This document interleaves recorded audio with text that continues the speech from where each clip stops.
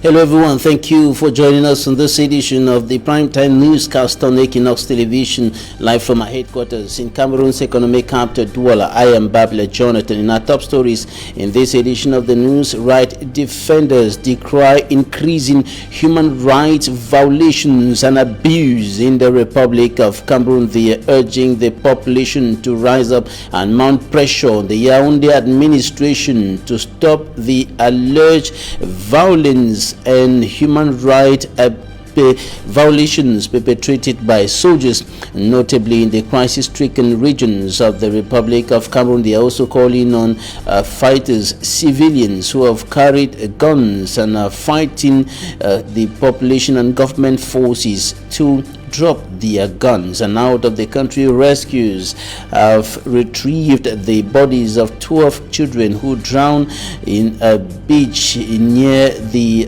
popular beach in the southern part of Ghana. Those were our top stories.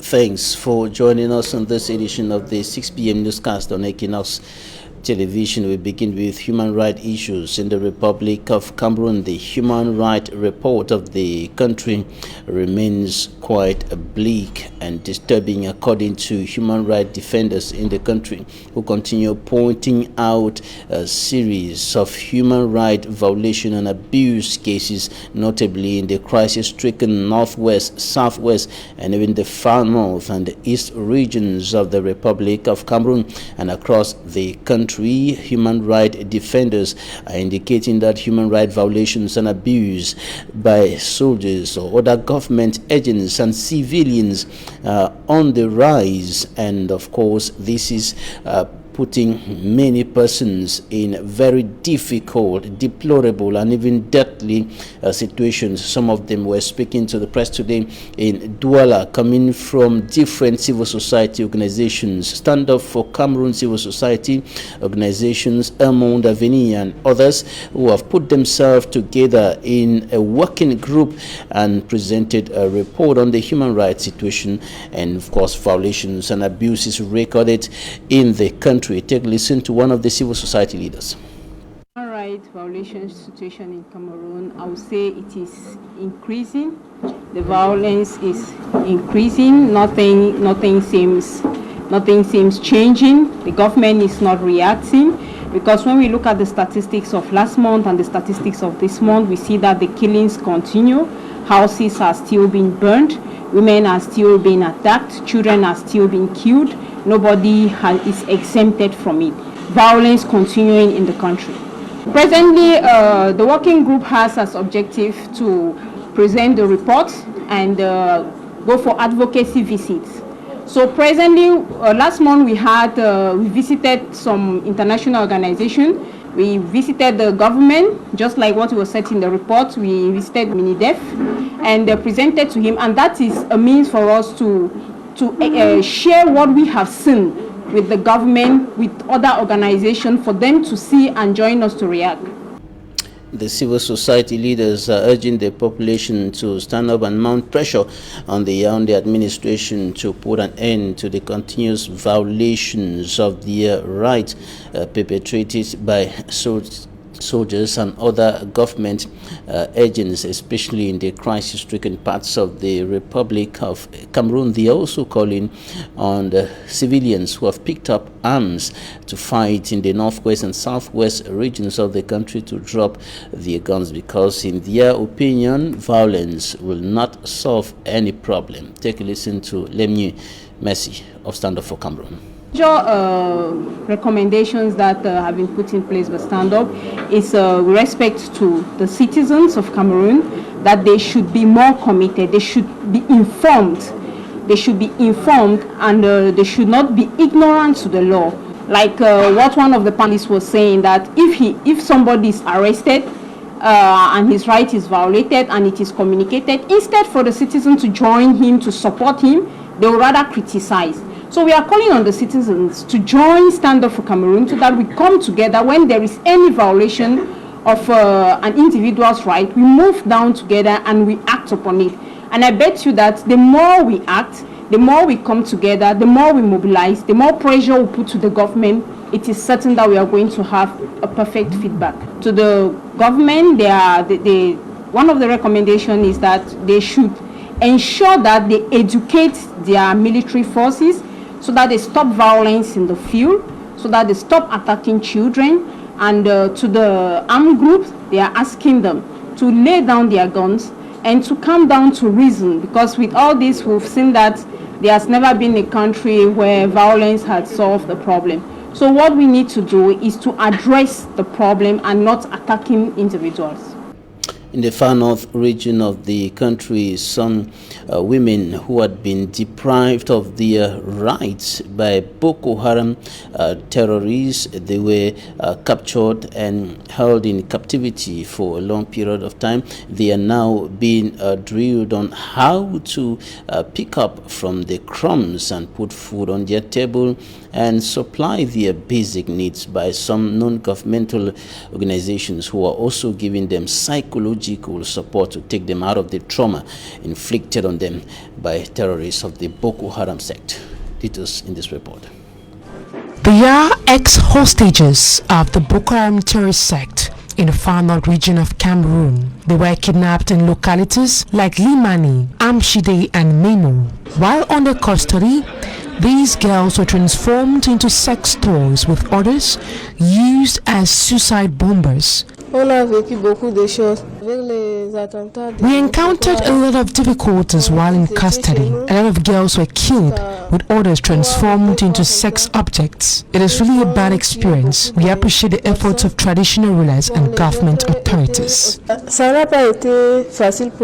The traumatizing scenes experienced by these girls while in captivity affected their mental health. As a result, many of these girls and women end up suffering in silence. Some of these girls went through a lot, so we offered them psychological support. The support will be able to help them better reintegrate in the society. Psychologiquement, ils ne sont plus normaux. Apart from psychological support, these girls were equally empowered by some non-governmental organizations. On voulait promouvoir le savoir-faire de ces jeunes. The training offered will be able to make these women financially independent. They were drilled in the production of peanut oil, calabashes, mufflers, and mats. I believe the training will go a long way to empower other persons who are in need. Permettre à ces jeunes de venir présenter leur savoir-faire. The activities of the Boko Haram terrorist sect has continued to cause havoc in the northern part, with several persons killed and others rendered homeless. They had been allegedly depriving people of their rights on the internet. 3 suspected cyber criminals arrested by the National Gendarmerie here in Cameroon's economic capital, Douala. They are in custody. Manjikan Gabriel files in details.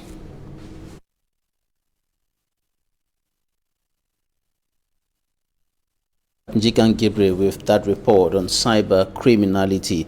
3 suspected cyber criminals who are now in the dragnets of the National Gendarmerie. They were arrested here in Cameroon's economic capital, Douala. They were picked up around Hotel Dundee, around Hotel Dundee here in Douala, and they had been allegedly carrying out some criminal activities on the internet, of course, depriving several persons of their rights and their belongings. Smanjikan Gabriel. We'll be coming back to that report in a short while. Time for us to talk about urban disorder in the Douala 4 subdivision. This is a problem that has fast become a hard nut, just too difficult to crack for administrative and even municipal authorities who have been striving over the years to put an end or to curb the rate of urban disorder in the town of Douala as a whole. In the Douala 4 subdivision, the problem is equally there, and the divisional officer is announcing very tough measures in order to limit or curb urban disorder in his area of command. Details in this report. In the Douala 4 subdivision, the process to identify commercial motorbike riders is unfolding in a tense and sometimes violent atmosphere.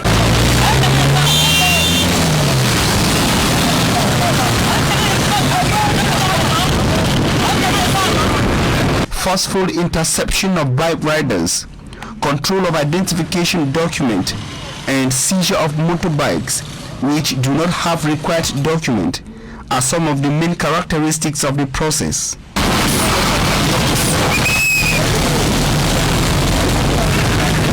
An aggressive and highly resisted activity carried out by members of the Commercial Motorbike Riders Syndicate with the support of the administration. From the instruction that have been given by the governor of the instructed us that to follow this activity of motor taximen inside our unity of command. Some measures, actions have been taken by the government, and the action is that we want to take outside those people who don't want to follow instruction.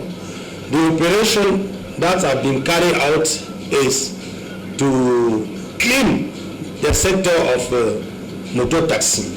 Conscious of the resistance staged by other commercial motorbike riders to the process, the divisional officer for the Douala 4 subdivision, Dauda Isa, is sending a strong warning. Measures and actions are being carried on to stop those motorbike riders who want to enter Bonabere and bringing disorder. He says most of those resisting the process are foreigners. I would like to say that we are aware that some of motorbike riders are not even Cameroonians. We know it.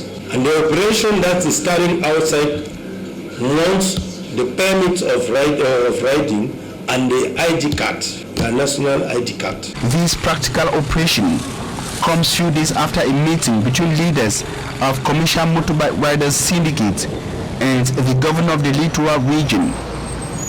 Administrators say the objective is to clean and put order in the sector, which has a great role to play in the security of persons and goods in the Littoral region.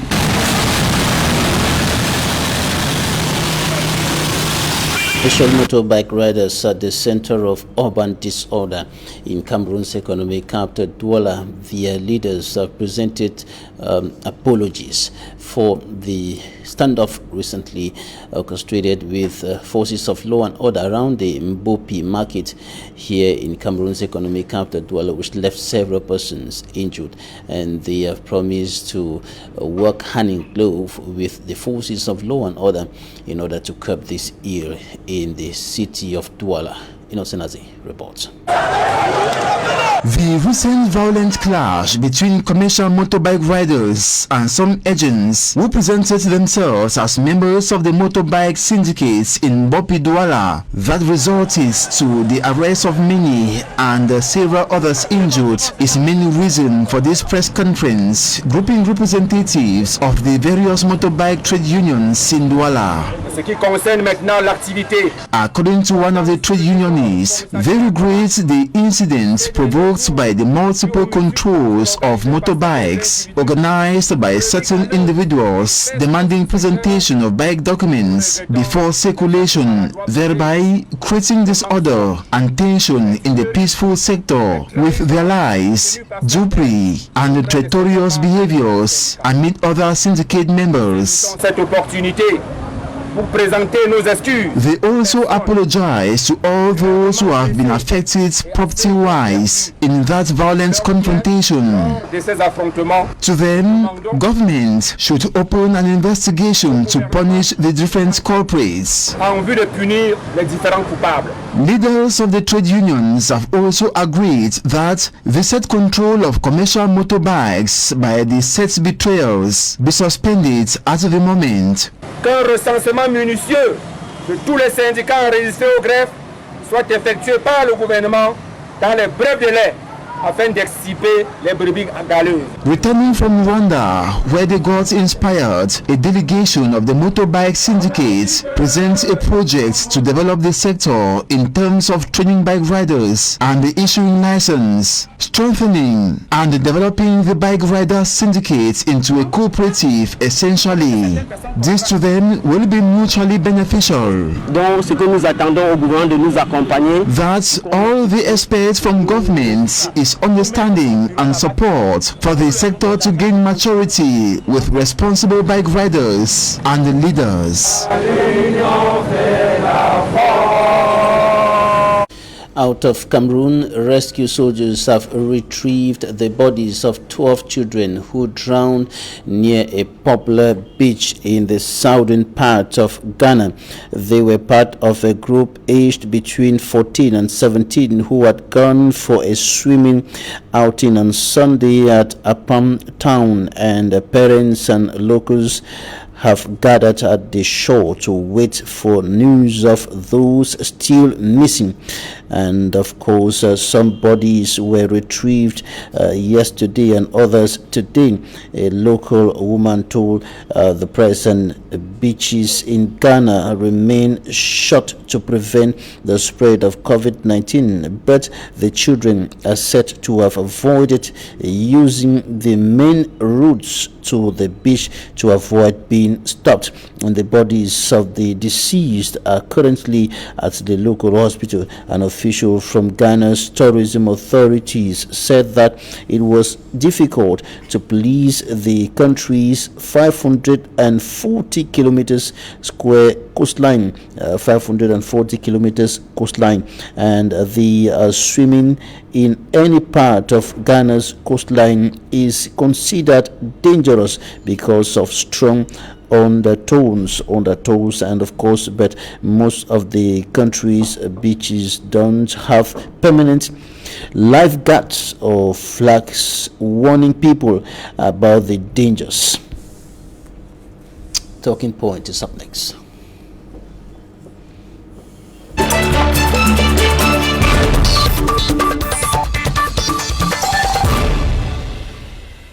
Thank you for joining us in Talking Points. We are receiving Dr. Nick Nguyen, educationist. Thank you for joining us today, sir.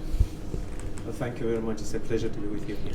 Right, before we talk about the increasing human rights violation and abuse cases in the Republic of Cameroon, a quick reaction on bike riders who are at the center of urban disorder in the town of Douala. Where is the problem? Is it about education? Is it about the social structure or the poor social situation of Cameroonians today? Well, if you just look at the bike riders as they are, you think they are the problem. They are not the problem. They are a result of a problem, and they are just a manifestation of something that is not right. Because if you're going to have people who have left universities and are riding motorcycles, that's a huge problem. If you're going to have thousands of your youths riding motorcycles to be able to build their lives and their homes, that's a problem. If you're going to have them struggling on very tiny roads and not being able to get a penny at the end of the day and have to be fighting with each other, that's a problem. So the problem is more than meets the eye, and just attacking the boys is really not the problem. But just right behind you, on the screen behind you, we have live images of the Equinoxe roundabout here in Aqua, and you can see some of the bikers not respecting the street lights, not respecting anything. That is actually, I'm really very scared of them. And if you drive here in Douala, I would advise you to try as best as you can not to have a problem with a bike rider, because once you run into a problem with them, whether you are right or not, or whether you're on the right or not, that's not their problem. They come there like bees and they're done with you. So the best thing is to avoid them if you can. The best thing is to avoid them if that is possible. All right, human rights violations, human rights abuses increasing in the country. Where is the problem? The problem again, because when we look at problems, if I might say something, I've said before that we have a problem in the sense that we don't understand problems, we don't know how to solve problems, and we don't know how to create wealth. Most of our problems turn around those things. So when you see a rise in human rights abuses, you can't solve the problem there, and when we say human rights abuses and we just go, oh, you are looking at the military, you are looking at the police, and you are looking at the northwest, southwest in the north and so on, you're not looking at the whole picture. You're getting it all wrong. It's true that when you have established violence, in any community, the human rights abuses would rise. That's just but part of it. That's what violence is all about.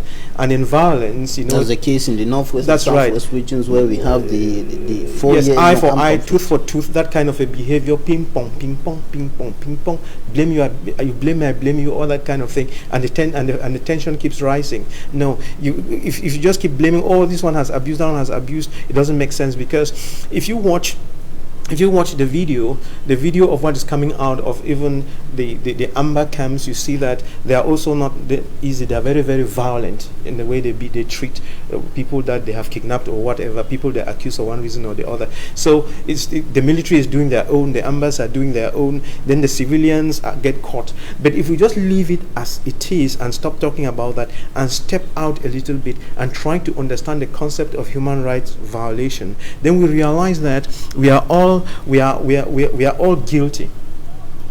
Because to understand what human rights violations are all about, and to understand how we are going to solve the problem, we should realize that it has got to do with human behavior. And when you break natural law, you are going to run into problems. Let me explain. You see, I know you're a Christian, so God's laws are very clear. And He has given you the 10 commandments, and He says 2 of them are most important. Love God your Maker, and have no other one before Him. That's it. The second one, as important as the first, love your neighbor as you love yourself. That is the fundamental, and everything goes from there. And if you can retain that one, love your neighbor as you love yourself, then you can make this statement: do unto others as you want it done unto you. Un point, un trait. If I know that I'm going to punch you and it would hurt you and it's not a good thing and I would not like to be punched, then I shouldn't hurt you. If I know that I'm going to do whatever it is, either in the dark or in the light, that would hurt you, and that law, yes, that is the bottom line. Because if we go looking at what the UN has written as in their Charter for Human Rights and so on, we all get lost. And then once we keep that as the umbrella understanding, then we can look at some little nitty-gritties that are happening even in our homes and so on. They will realize that we are guilty. For instance, that law of doctor which you're talking about, which is very fundamental, yes, seems to have melted out of many hearts and human feelings disappearing, because yes, when we see what is happening, people who are maimed, people who are killed, yes, children, harmless children, yes, killed, yes, houses burnt down, we seem not to get it. Yeah, we are not getting it. We are losing it. We are in a mess, a real mess. And if I just step back again and see, let me just show you how we are abusing the rights of others, even in our homes. You see, when you are in a house and you have your own children, and you bring someone else's child to come and help you in the house, and this child is about the age of your own children, and your own children are watching television, and you are making that other one do the cooking and the house chores and wash your clothes and so on, you are abusing that child. And you're breeding violence. Yes, yes. It is good to train your children. Oh, by the way, when you do that, you think you are helping your children, your own children. No. When you stop your own children from working, because work is part of the training, when you don't put your children to work and you have them watch television and you get the children of others to be doing the work, first, you are showing the children that there's this difference, and you are abusing that child that you have brought from the village, and you think you are helping your children. You are also abusing your children. You are a bad father. You are a bad mother. So you are supposed to look after all the children in your home as yours, and if you are going to subject them to anything that is right, just, and good, do so for all of them. It's very important. And then You see, when we are talking of, let's even go stretch it out, women who have abortions, you are aborting because you think it's your right to kill the baby, but you didn't even think of the baby's right to survival. You see that? So there are a lot of things, and if we keep arguing about these things, we will always get it wrong, because even when we go to America, that's supposed to be the chief respecter of human rights, we realize that even at the level of the government, many of them break the rules. Because if you go and look at the side of the Democrats, they say kill the babies, do this other ones, the rights for homosexuals and so on. Then you go on the side of the Republicans, they say no, respect babies and so on, and they have all these quarrels running amongst them.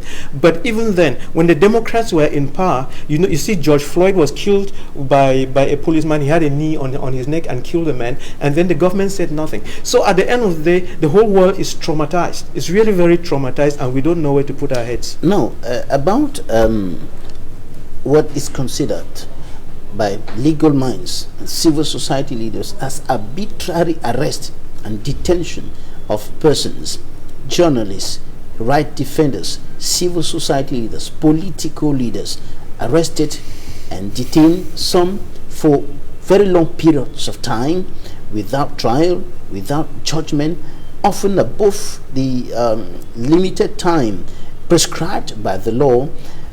Where is the problem here? Is it about the laws? Is it about the implementation? Is it about politics?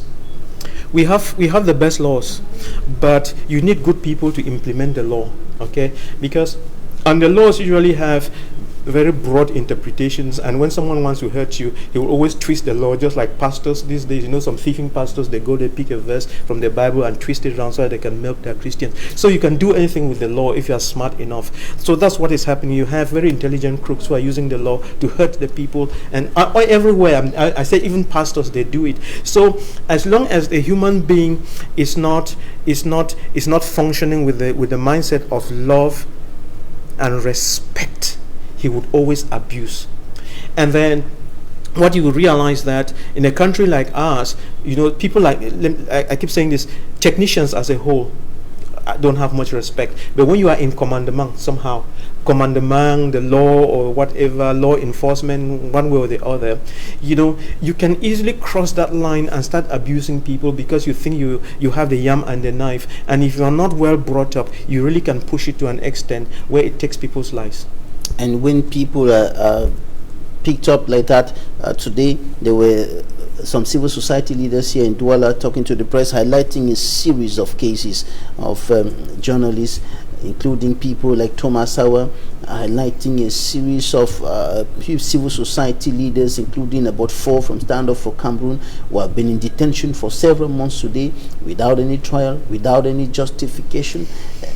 Is it a kind of deliberate intention to muzzle the people? No, it's not deliberate. It's just that we've been going from fry pan to fire, and we seem to create more problems than we can handle them, so the cases keep piling one on top of the other.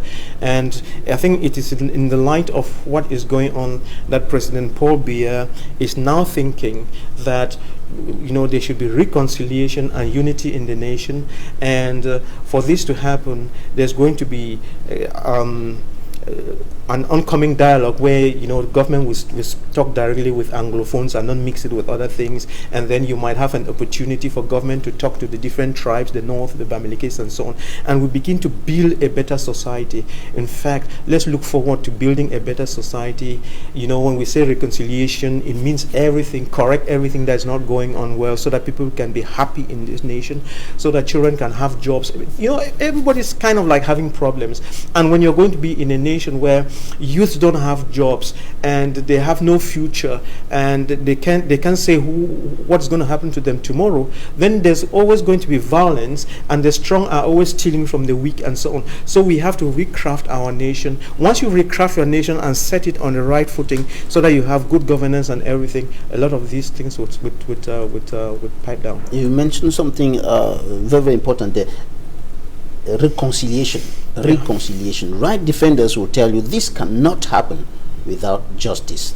Yeah. And there are many people today who were victims of one incident of violation of human rights or the other, one incident of abuse of human rights by civilians or the other, but who are still expecting justice till today. Right from 2008, there are still many victims of the hunger protest who are still expecting justice today. There are still victims of the Ngabu massacre expecting justice today. There is still the principal of Mother Francisco International Bilingual College who is being detained till today. No clear information about his situation and some of his staff. There are still many cases like this.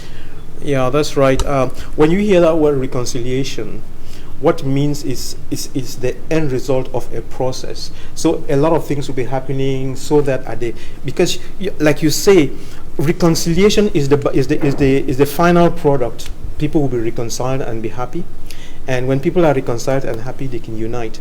So the question is, how do we get there? So all of these things will be done so that we can arrive there. Justice should be done. Of course, there's no way you can talk about reconciliation without truth and justice. I mean, having this truth and justice committee or whatever it's called. I mean, there's going to be a lot that will be put together by specialists in that field so that we actually get out of this mess. If you were to advise the authorities that be, the government authorities, the President of the Republic, on how to engage the process to get to this reconciliation, and there's so much needed peace and stability in the country. The point about it is that you just have to you just have to have it done by the right people, and if the major national dialogue and many other things and commissions we've been having now have not been working, it's because we have a set of people who don't understand problems, who don't know how to solve problems, who don't know how to create wealth, who don't know how to do what has to be done, and therefore we see a problem that, like, when there was the major national dialogue, there was the Anglophone problem, and the major national dialogue was supposed to fix it, but it left the Anglophone problem and just skirted around it. No, we should be able to look at the problem and go for it straight on, head on, without fear or favor, in truth and in love. If you keep looking at problems and just going for them head on, in truth and in love, you will solve them. But if you keep doing this thing like this, especially with elites who tell so many lies, you'll never get it solved. Done. Truth and love. Yeah, truth and love. That's truth the bottom and line. Love. Truth, love, respect, merit. And love is the opposite of violence. Yeah, which means that guns should stop talking. Yes.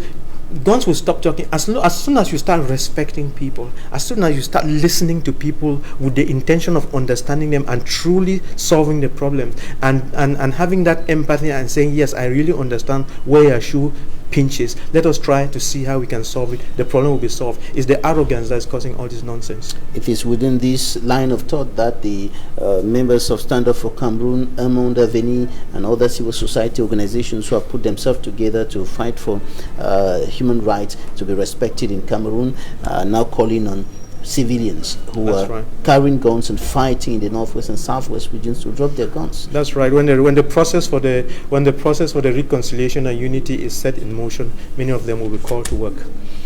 Thanks, Dr. Nick, for joining us today. Thank you. Thanks, ladies and gentlemen, for your time. That will be it for this edition of the 6 p.m. primetime newscast on Equinoxe Television. Serge Alonto is already on his seat, and Equinoxe Wise up next.